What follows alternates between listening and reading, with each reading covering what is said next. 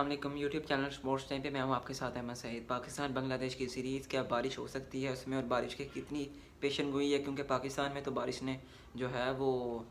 बहुत बुरा हाल कर दिया। और पाकिस्तान में जिस तरह की बारिशें हो रही हैं और जितने भी वहाँ पे लोग मुतासिर हुए हैं, अल्लाह उनके लिए जो है मुश्किलात को हल करे। और इंतज़ामिया को चाहिए कि उनके लिए जल्द से जल्द मौसर जितने इंतज़ामात हैं वो देखे और उनको फ़ौरन हल करे, और उनकी परेशानियों को खुशियों में जो है वो फ़ौरन जो है मुंतकिल कर दे। तो उसके बाद जो वर्ल्ड चैम्पियंस लीग इस टाइम चल रही है, पाकिस्तान की बहुत ज़्यादा बुरी हालत है इस टाइम, लेकिन फिर भी टेल ने जिस तरह से स्कोर किया एंड से आते हुए, आमिर यामी ने जिस तरह की जो 28 रन की इनिंग खेली, वो मेरे ख्याल से काफ़ी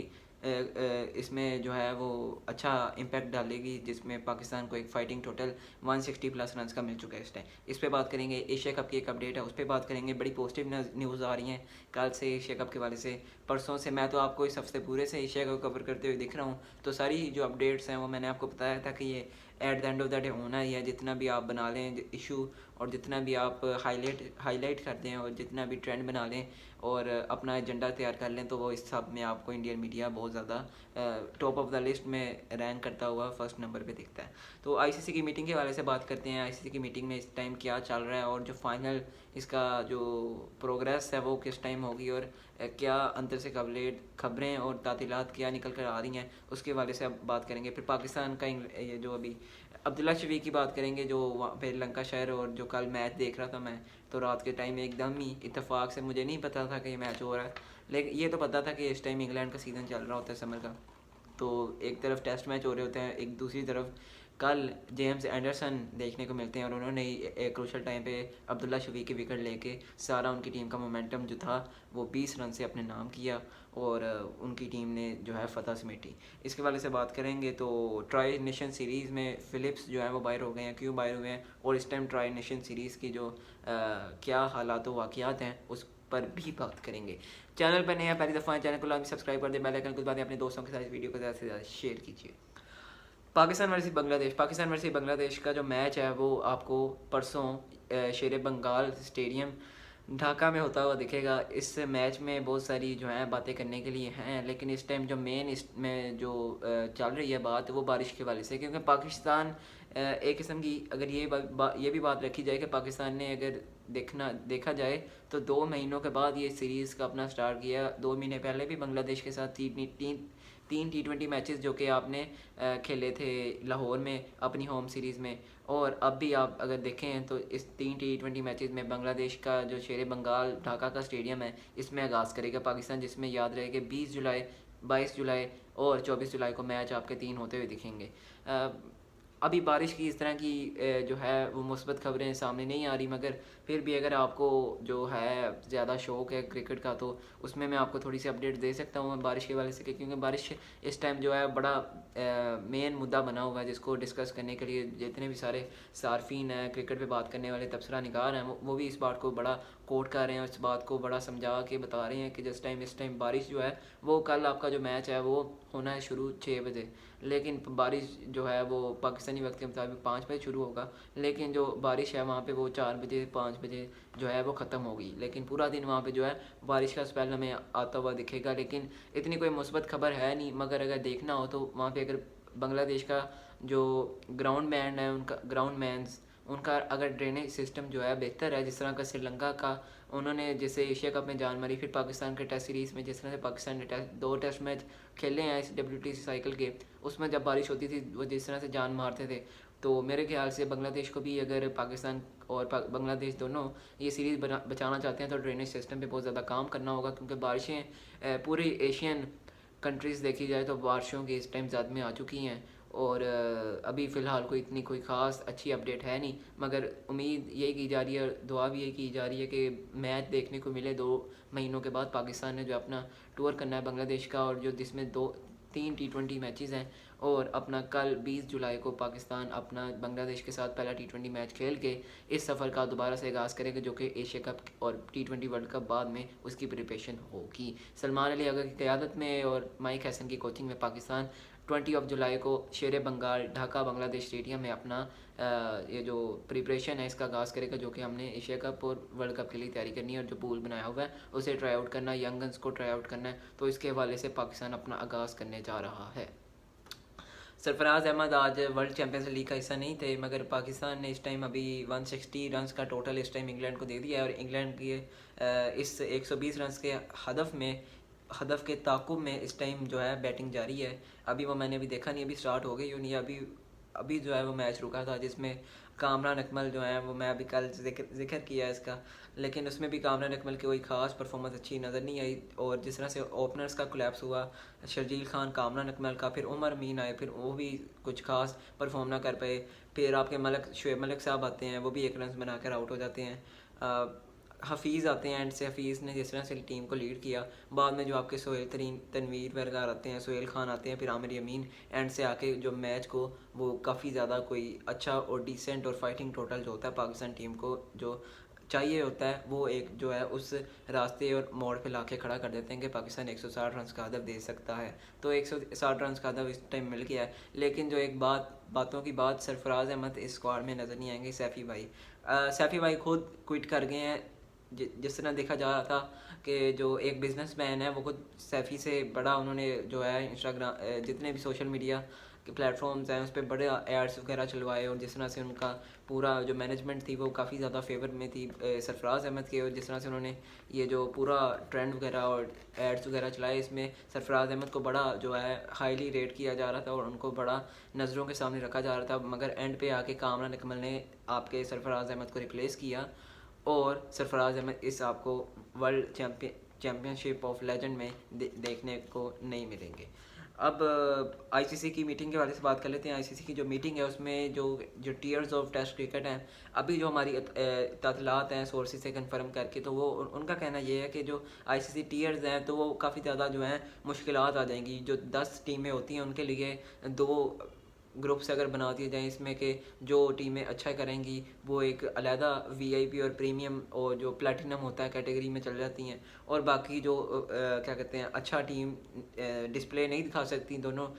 मैचों में, तो वो उसको हम थोड़ा सा थर्ड क्लास किस्म का जो होता है सिस्टम में डाल देंगे। तो आज जिस तरह तमाम मेंबरान इस मीटिंग का हिस्सा थे, तो मेंबरान ने इसकी जो है मुखालफत कर दी, और ये बहुत बड़ी खबर निकल कर आ रही है कि जो आईसीसी के टीयर्स, जो आईसीसी जेशा की क़यादत में इस सब को प्लान कर रहा था, अब वो उनकी मुखालफत के बाद इस सब को ख़त्म करने का बाज़ाब्ता तौर पे इज्तिमाई तौर पे ऐलान कर दिया गया। और जो बाकी इस पे मज़ीद खबरें हैं वो आपको ये जो 20 जुलाई को पाकिस्तान का बांग्लादेश के साथ मैच है, तो यहाँ पे एंड हो जाएगी आईसीसी की मीटिंग, इंटरनेशनल क्रिकेट कॉन्फ्रेंस की first meeting with the parents and with the क़यादत ऑफ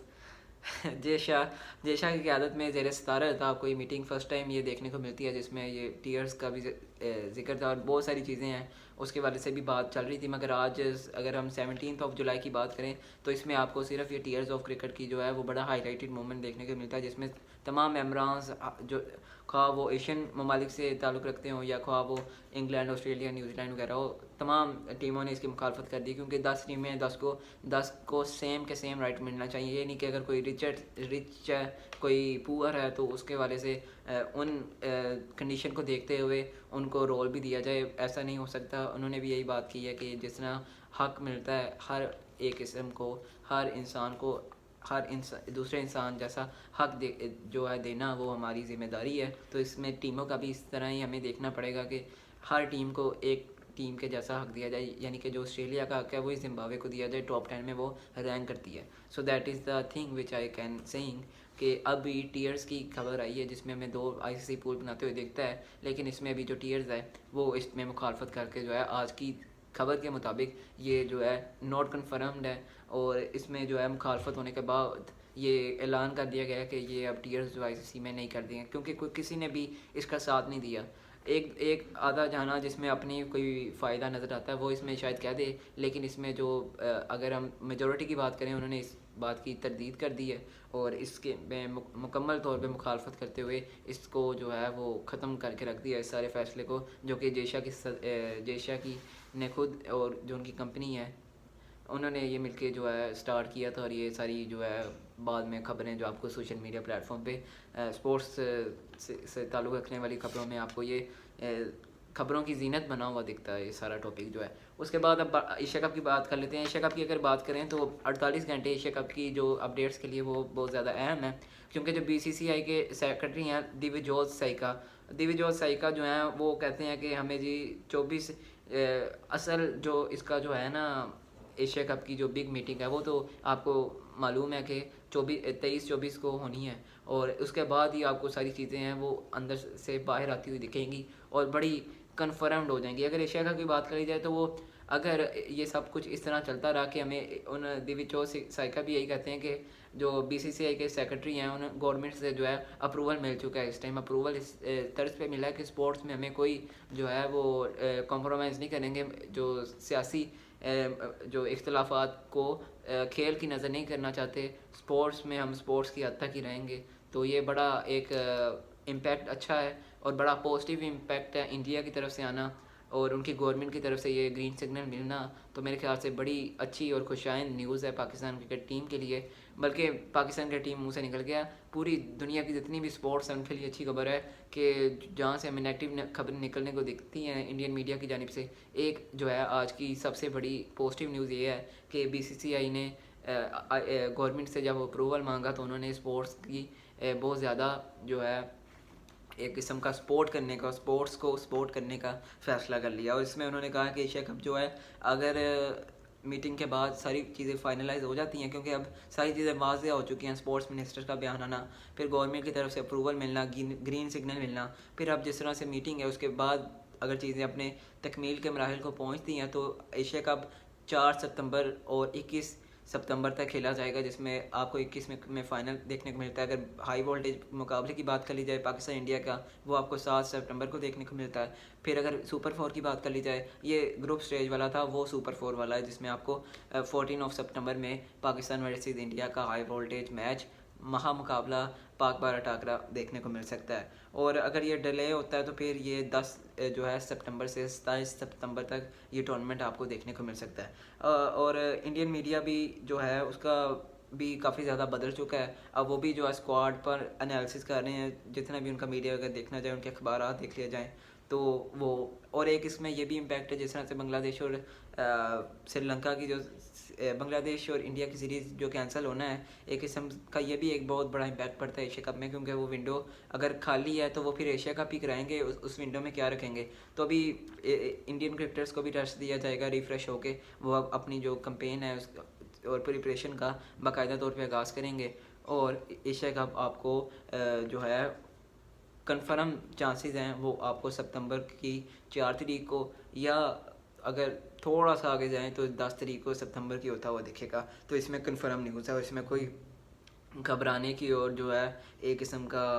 गम मनाने की कोई ज़रूरत नहीं है, क्योंकि सारी चीज़ें इस टाइम कंफर्म हो चुकी हैं। और जो अपडेट आएगी जो 24 के बाद जो मेन मीटिंग है एशियन क्रिकेट काउंसिल की, अब तो मेरे ख्याल से शायद इंडियन जो है आपके मिनिस्टर हैं वो भी बीसीसीआई के सेक्रेटरी, वो भी आपको शायद एसीसी की जो मीटिंग है बांग्लादेश में, वो स्काइप के तहत तो जुड़ना ही था उन्होंने, शायद वो अब मीटिंग का भी हिस्सा हो because of the approval of and green signal from the government of